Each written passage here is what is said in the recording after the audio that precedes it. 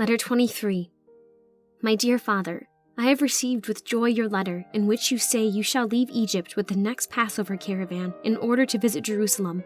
My happiness is augmented to know that you will be here while Jesus is in the city, for it is said, and John, Mary's husband, asserts that he will certainly be at the Passover. Last week Eli, the paralytic whom you knew, a scribe of the Levites, whose hand had been withered 9 years, so that he had been dependent on the alms of the worshippers in the temple for his bread, hearing of the power of Jesus, sought him at the house of Uncle Amos where he was abiding. Jesus was reclining with our family at the evening meal at the close of the day on which the uproar had taken place in the temple, when Eli came and stood within the door. Humble and doubting, his knees trembled, and he timidly and wistfully looked towards Jesus, but did not speak. I knew at once what the afflicted man came for, and approached him, saying, Fear not, Eli.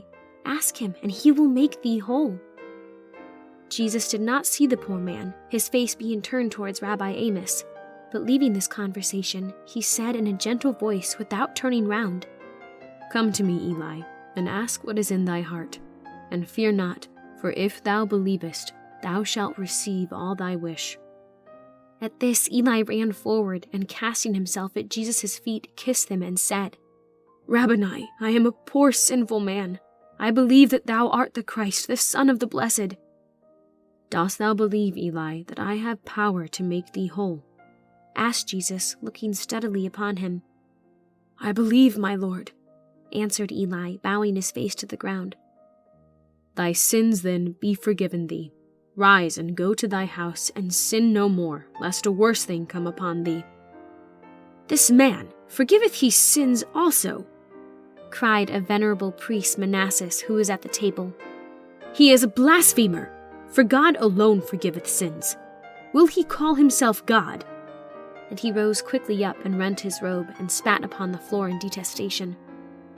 Manasseh, said Jesus mildly, tell me whether it is an easier thing to do, to say unto this man kneeling here, Thy sins be forgiven thee, or to say, Stretch forth thine hand whole as the other.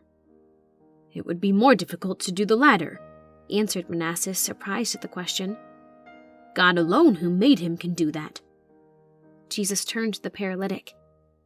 I say unto thee, Eli, stretch forth thy hand whole.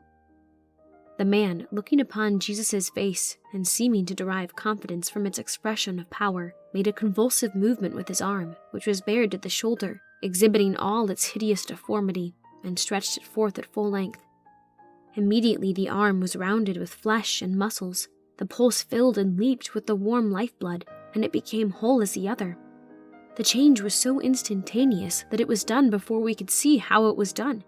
The amazed and wonderingly delighted Eli bent his elbow and expanded and contracted the fingers, felt the flesh and pressed it with his other hand before he could realize he was healed. Then, casting himself at the feet of the prophet, he cried, Thou art not a man, but Gabriel, the angel of God.